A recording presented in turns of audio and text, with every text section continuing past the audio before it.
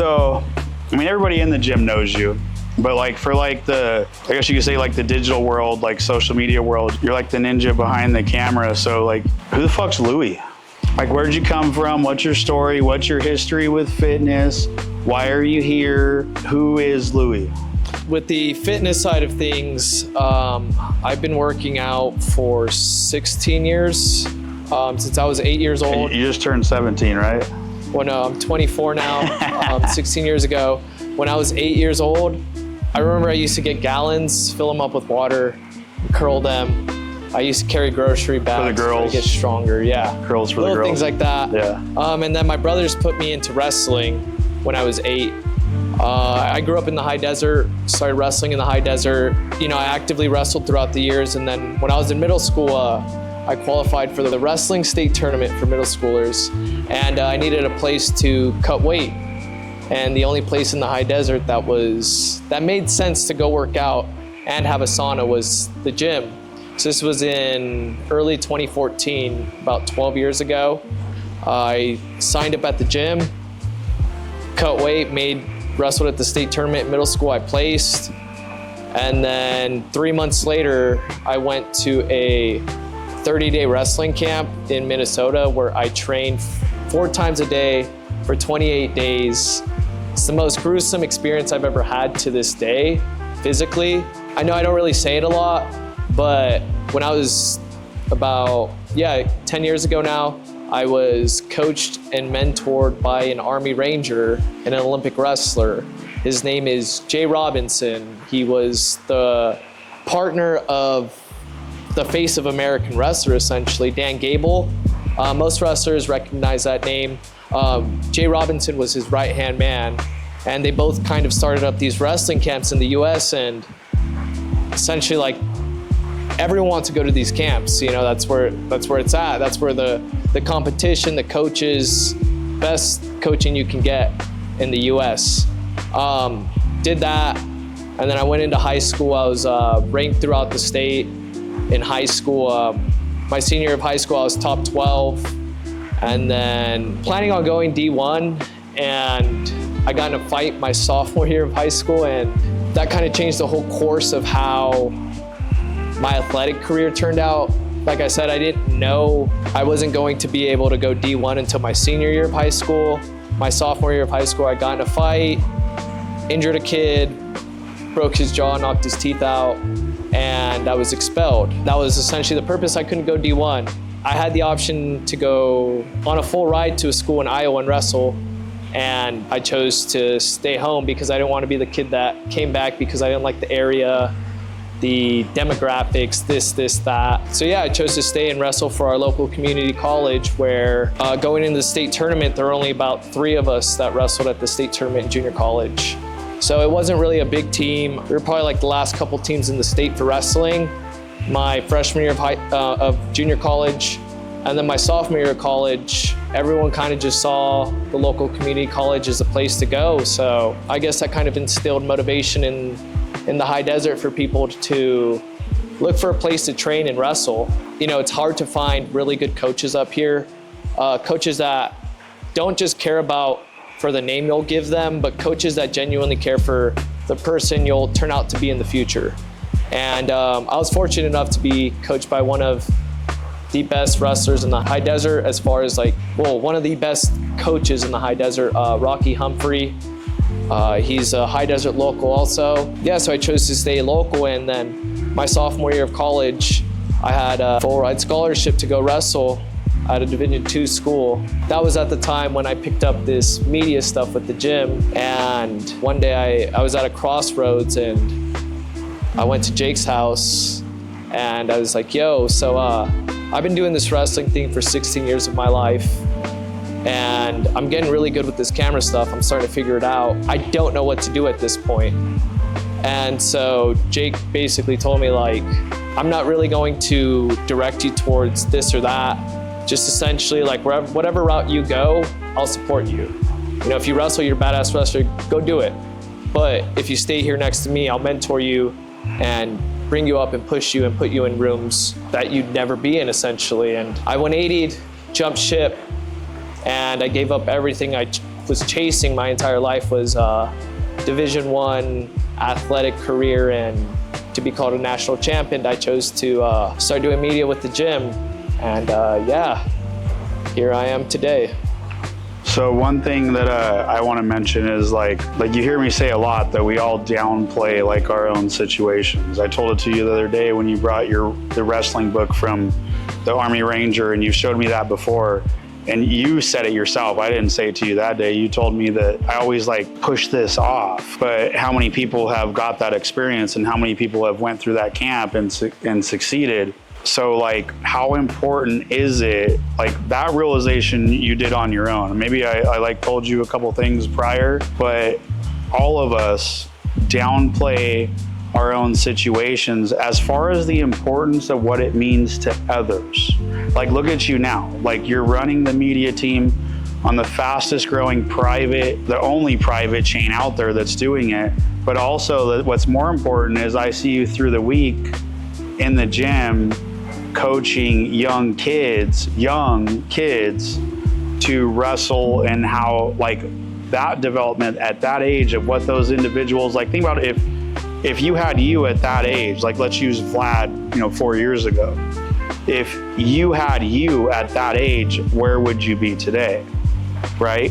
So we downplay our own efforts in what we do or hold them back. And I know that you now realize that because of what you just brought it up right away with that whole program, which is badass. I've never done anything like that. But how important is it what does it do for you to be able to teach your skills and your knowledge to these young kids? Like not even the media or anything else, but because we don't highlight that enough, we need to, so other people will do it. What is that to you to be able to do what you do in the aerobics room with the mats, with all those kids coming in every night? And that's something separate from that's the love, that's what you do. So you still are attached to wrestling because it's in your DNA, and it also, like, I know how you are, like fucking all of us at the end of the day, like high desert boys are wild boys. Like we need an adrenaline, we need to release. Like if not, you end up fucking in jail, prison, or somebody's teeth gets busted out. So what is that now with where you are and what you understand? You gave up this and you have this, but what I see the most important thing is these kids that you are teaching. Explain that from Loui. It's a good one. Yeah, you didn't expect that, did you? No, not at all. I would say the most important aspect, but first and foremost, is to be able to teach these kids. That means I have to be able to present myself at my best. So I believe that if you're one person to talk about it, you should be able to do it. When I'm coaching these kids, I'm warming up with them. I do all the drills with them. I tell them to handstand across the mats, and most of them don't think they'll ever be able to do it. And I'll handstand across the mat back and forth to show them that at some point I was like them. I wasn't able to do that. And my best reference to these kids, especially the young ones, because when you're young, especially from the ages of 6 to about 14, the youth brain in boys and girls is so malleable, which means like it can be reshaped and reformed. Your thought processes, your neuroplasticity, etc. One thing I do is I show them that I can walk the walk, not just talk. So part of what these kids teach me to do is to make sure I'm pinpoint on everything that I'm teaching them, because I believe that if you build on the wrong foundation, the end result is not what you want it to be. What I mean is, like, let's say you start to build a table wrong and you don't tighten the screws all the way. You get lazy. At some point when you put so much weight on that table, the legs are gonna snap. Something's gonna go wrong. And so what I teach is essentially excellence. Is I don't need it to be perfect. I don't need it to be this or that, because those things are based on subjective perspective. What I mean by I need effort is, okay, you got a 7-year-old kid who's not that tall and she's kind of a little fatter. If you can't do a handstand, well, how long you can kind of do a handstand for? And then you have the kid that's really athletic, but he's 4 years old and he could do a handstand. you got to learn to take it as you go. I don't think one size shoe fits all. I think it's very important to be able to reach an understanding to various and different perspectives and minds and understandings towards things. Because if you can explain things simply where most people can understand it, then you understand what you're talking about. And so with these kids, they kind of just make me put my best foot forward to where I teach them something that I wish I was taught before. And you know how it is in the high desert, it's hard to find quality this or that, whether it's wrestling, whether it's dirt bike riding or whatever it may be. There's little pockets in the area, but it's difficult to find. And so my philosophy is, I don't charge any of them to train with me. They just come train with me, because when I was younger, I used to fundraise, collect cans, sell this, sell t-shirts. We used to have like fundraising parties where family friends would come through, and we'd kind of say, this is the younger brother in the family. He's trying to do this. If you want to support, what's that word you just said? Donate. Well, we ended up doing it. So you were doing it and you did it. You weren't trying to do shit. Well, so we did do it. Yeah. And that really came from a village that built me up. And that kind of taught me how to hustle and work for things. I was never... No, it's everything. It didn't it taught you. I was never really handed anything ever in my life. And the short end of that, like, you know how I always am, I like to shorten stuff into analogies. What you just said is that you are removing the limiting mindset from these kids. Yeah. And it's all the mind. Like, we can all do whatever we want. Like 3 years ago, if you gave Loui a camera, he'd be like, I can't do this. Yeah. Now look at it. You've gone viral how many times? You've been in rooms with Belfort, Chuck, like all these people, you're already on the top of the game. That's to other people. Like, there's never no top unless if you have a limiting mindset. And that's what, everything that you just said, I just heard that these kids, at least for that hour that they're with you, they're learning that there's no, you limit your mindset, that's where you're at. And that's what we need to break from this, especially the kids, the attacks on kids. And I know that you know that as well as I know that. Nobody told you to go do that. I didn't tell you to go do that. Yeah, here's just you did it, right? Teach. You did that. Yeah, and that's the true definition of a people's person and a leader.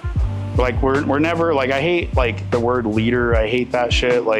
People look at me like that, but I look at all my people we're fucking on the front lines. If we go to war, I'm not standing behind you guys. I'm standing in front of you guys. That is a leader, and we need more of that in society.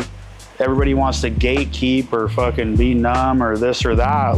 We need to help the youth. Your age group, Blake's age groups, Emma's age group, I feel is, because we all age out at a time. I got 20 years on you, basically. Me personally, and I know that you see this because you're starting earlier than I did with younger kids. Imagine where that will be in 20 years when you're my age. And that's the fuck you to the system right there. And I know you realize that. I know you see that. My word of advice to you, no matter what anybody says, never let anybody fucking break you away from that, ever. Because you'll get it. It's not gonna be from me, I can guarantee that. It's not gonna be from Blake, it's not gonna be from Emma. But you'll get it to where you think it's it's somebody that actually knows something or has influence, but as soon as they try to break you away from doing that, oh, you're not making enough money. Yeah. You're not making any money anyways. It's not about that. The more people you help, the better off you are. Forward. Doesn't mean that you're the richest person in the world. It doesn't mean any of that. Money's fake. It's all bullshit. I agree. And so if anybody that doesn't know, Loui is he's very smart. I call it poetic. It's the wrong word. What's the word for stoic? Yeah, he's very stoic. I call it poetic. Where did that come from? And then how did, we kind of jump storylines, how did and why are you doing what you do with some racist, terrorist, whatever the fuck, the meat, homophobe, all the stuff. Why are you in a group like that? I grew up with 5 brothers that all wrestled, 3 older, 2 younger. Ironically, I'm actually the smallest brother in my family as far as height and weight. But you stand the tallest though, I bet. Oh, wrestling's different. I didn't say wrestling. I didn't say nothing about wrestling. But I guess growing up, it was just us, my mom, my grandma. We always got in fights. After fights, looking out for each other, like, you know what, you got a bruise, hide it. Mm-hmm. Don't get me in trouble. You know what, like, snitches get it's stitches. Just business. We got mad at each other. And so, all my brothers, they kind of channeled their mistakes or, their understanding of wrestling through me. Having older siblings is kind of a cheat code because you learn through their mistakes. I was fortunate enough to have brothers. I would say we were all hard workers. My mom taught us from an early age, like, be good people, work hard, and help others. Most people that, are welcome to my house, those of you that know us, my family at least, they always feel like they're welcomed at home. Mm-hmm. We've always, doesn't matter if we have this or that, we're always going to make others feel like they're a part of us. We want them to feel that. Well, yeah, and for sure, and just not to cut you off, but like, your mom always sends food over with you to our house. Like, it's always fucking bomb. Like, I feel like I'm in like the best part of Mexico, like the best food. But that is just to reaffirm that, like, I see that, I understand that, like, I get it. And honestly, that's my mom's love language, is cooking for people. To love language. If you've ever had my mom's cooking, you're missing out. Everyone says she has the best cooking, she should open up a restaurant. I gotta thank my village for propping me up. Coaches, brothers, mom, family members, friends of friends, friends of my brothers. Just the support I've seen throughout the years is just not giving up on each other. And so when I'm put in front of people that walk into the gym, I try my best every day. Or not try, but I do my best to ensure that I can hear people, because everyone just wants to be heard. Everyone just kind of wants to be understood in a way. And I understand others. I feel like that's my way of connecting with the community, and not just understanding, but being able to guide and show people how to do this with their problems, whether it's with bodybuilding, stretching, being agile, nutrition, even just how to, I suppose, like you said, where did the stoicism come from? Like, how to direct your learning, how to learn things. But yeah, to go back to your question after all that, where that came from was years of just watching my brothers. How would he react if I did this? How would he react if I did this?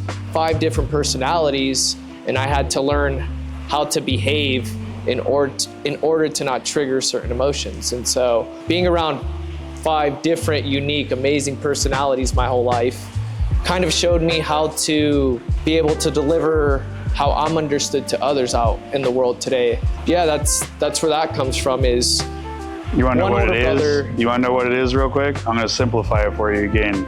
You've been through shit, you've been through hard times, and you understand that. So you want to help people get through hard times that are at that stage. And when you direct them, you understand it. Like, just like Humphrey, all those guys, your brothers, like they did what you are doing now in a way with you. And my guess is on your level is you're 10xing it at least, because you understand how important that is. Yeah, exactly. You kind of just simplified it. I would say I've suffered a lot physically, intellectually, religiously, as far as like what I believe in. And what I mean by that is I don't believe you can be a strong or what's considered a good leader unless you've suffered. Because when you suffer to a certain degree, whether it's physically, intellectually, or in your beliefs, it only makes you stronger in what you're doing, whether it's physically. What I mean by that is working out, intellectually. It only makes you a better reader, a learner. Religiously, beliefs, it only connects you more with God when you challenge those things and when you suffer in those aspects. And I'd like to say, at least for myself, I've suffered a lot in those areas, and I kind of see what I was lacking at certain ages or certain points in my life and other people I come across in the gym, and I try to kind of convey a message to them in the best way that it can be understood. And that's kind of, yeah, my purpose is, you know, to help others be better and make this place better, make this world better, our world's better as a whole, to make it better, whether you're this or that, whether you do this or that. I think if we all kind of just worked hard and sacrificed a little more and, you know, kind of set apart our indifferences and try to understand one another, I think that's the easiest way to come together as a community. And I think when you build that, it builds faith and strength within the city that you're living in. It starts at the bottom, just like a house. Got to build from the bottom, and everybody, like, oh, well, I'm not getting involved, or I'm not gonna pull over and help that person on the side of the road that's broke down. Like, it starts there. It starts on the bottom, and you know, with you guys, like all you young men and women that are friends and around, like, I see it because, like, at that age, I didn't understand it. At your age, I didn't understand it. At Blake's age, I didn't understand it. At Emma's age, I didn't understand it like that. I was always a nice, good guy, but I didn't understand it. So to understand that, like, that's the change, and I know that you guys see it because I see it, you know? And anybody that's not doing it is a punk ass coward, like, at the end of the day. It's because they've never done it or experienced it. Or like, oh, I'm not getting involved, or like, oh, I'm not gonna do that because I could get fucked over. Everybody looks at the negative side. We're trained by the media, we're trained by the system to look at the bad. Well, all the what ifs over here. Well, what if this way? What if? You know, like, and it's what you put out and it's what you receive. And, you know, we talk about all the time about energy. Like, you walk into a room and you're like, everybody's gonna feel that you don't like people, so you don't like them, so you're gonna get the Yeah. Like, just give love, man. Just give love. But also, don't be afraid to put your foot on somebody's neck if they're bad, if they need it. Do what's necessary. But we kind of got a little bit off track, but, you know, obviously you come from a Hispanic family. I don't see that shit, but outside perspective looking in, why are you running around everywhere with a terrorist, a white supremacist, a homophobic, whatever the fuck, traitor, all the other shit that's been passed around the media? Like, why are you with TG? What is it and why? And I've never asked you this question before, just to be straight. And like, why? this just got thrown on him. I've never asked this question. Well, the first one is it's one thing my mom always taught me. You know, I got to think a lot of my upbringing and understanding from my mom. You know, she was always a loving and caring person and did what was necessary. You know, she always just taught me to judge by the character, not by what you see. And growing up in middle school, my mom would take me to Starbucks because I had good grades. I'd always see you there at the gym. My mom would always be like, oh, look, that's the gym owner, this, that. You know, in a sense, I was like, whoa, like, buff, young guy, stringer. I don't know if you guys, those of you that remember the World Gym, the Gorilla, the teal with white stringer on it. I was in middle school and I would see you then and I'd be like, wow, you know, that's how I want to be or how I want to look at that when I'm that age. Yeah, that's just what my mom taught me, was to judge by the characters. And the reason why I'm at TG was, initially it was just a stepping stone towards, you know, while I was in college, and eventually just being able to be myself, be transparent about how I feel, who I am. That's just it. I'm Loui when I'm at the gym. Like, whether you see me as this or that, I'm going to be the same person every single time. Yeah. For those that are close to me, I'll be goofy. In these rooms, I'll be serious or business oriented. But I think you're always goofy, Loui, but that's what. It just depends on my mood. Yeah. So, yeah, I think what I appreciate about TG is I'm allowed to be myself. I don't have to be this extremely sophisticated, or I have to seem intelligent, or this type of well put together kind of unique university student kid, like most jobs are. Can't do this, can't do that. And I think what TG allows me to be when I'm there, when I'm here or there with TG representing, is I'm allowed to be an individual. And that individual is me, Loui. And you know, you kind of see it every day, is you don't know what I'm going to say, whether it's something really dumb and funny or something actually entertaining and, you know, worthwhile to hear. That's what drew me in, was you know, most people online would say, oh, he's racist, he's this, he's that. And then when I came to meet you, it just completely shifted the perspective. I think what really helped too is what I tell people nowadays is when we're in front of this or that person, I say, I work for you. And then you say, no, you work with me. And I think that's kind of shifted how I feel about things and how I carry on things is, you know, if you're saying that, then there's this type of responsibility I have to carry forward. And we're all equal. That's what TG's about is, you know, we kind of take care of each other and watch out for each other. And that's why I'm here, is to change the world, change the Natural industry. habitat, I guess. Yeah, I would say I was like Of being a sarcastic shithead. Oh, you better not say this, Loui. You better not do this, Loui. And that's the problem in the world today is like the schools, the system, and everything else. It's fucked up. Now. So we gotta push that up because that's the future and that's the revolution that we need. Yes, sir.